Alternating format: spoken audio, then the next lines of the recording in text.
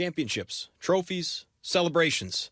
It was the Albany Empire way. Coming into the 2023 season, the back-to-back National Arena League champs were the favorites to three-peat, but then enter Antonio Brown. In March, Antonio and his father, touchdown Eddie Brown, became part owners of the Empire. What a great idea, right? Antonio buying part of the team Eddie played for? Well, not so fast. There were concerns, and on day one, we made sure to ask. I've had some run-ins with the law the last couple of years. Why should this organization trust you in this role at this point?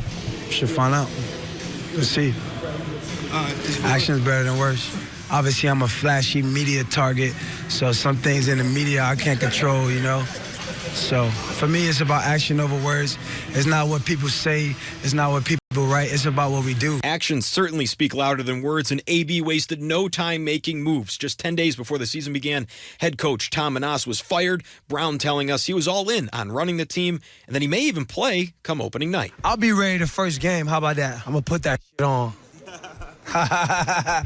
AB's going to put that shit on. How about that? April 16th. Opening night. MVP Arena was rocking, but it was also the first sign of trouble with Brown. At halftime, Brown was escorted off the field by security, but not before causing a scene, saying he owned the field and the arena.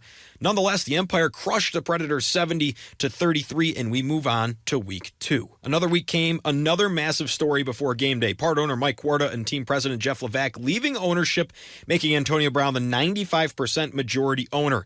With all the off-the-field noise going on, how could this team compete? April 22nd, the San Antonio Gunslingers came to town for a Week 2 showdown and stunned the Empire 55-53, starting a downward spiral. Brown spoke to us about money issues and ownership after the game, saying the Empire is still strong from within. I wanted to just clarify, there's just a new leader, the same goals, and it's no drama or nothing here. But let's get this clear. I paid my bills. I'm a professional. Paid his bills. Remember that quote down the road. In the meantime, the Empire went down to Carolina to face the Cobras in a title game rematch, and they'd fall 56-49. All hell broke loose after the game. Various issues on the team bus about players complaining about not being paid. So what did AB do? He fired all those players who complained and his coach, Damon Ware. Later that week, a press conference was held to bring back, guess who? Tom Menas as head coach. Antonio telling the fans he's got everything under control, that the Empire will be back to winning in no time. I mean, they shouldn't be upset. I would encourage our fans to handle this thing professionally. When others go low, go high. May 6th. At 1-2, the Empire returned home only to get beat yet again by the Warbirds 41-38. And then Albany would get embarrassed by the Sharks the next week, 79-34. Tom Menas would resign. New coach alert, enter Pete Porcelli. Now at 1-4, the Empire returned home, and Antonio Brown said he'd suit up to play in the game, but this right here was the only suit he wore, a designer one, scamming the fans. Here's what he had to say about not playing after yet another Empire loss. There's a certain procedures you got to follow to play football, AJ. I can't just roll off the couch and say I could play. I got to show the coach that I can be productive and show him that I can make a difference. As a reminder, Brown had 2 weeks to be ready to play in that game.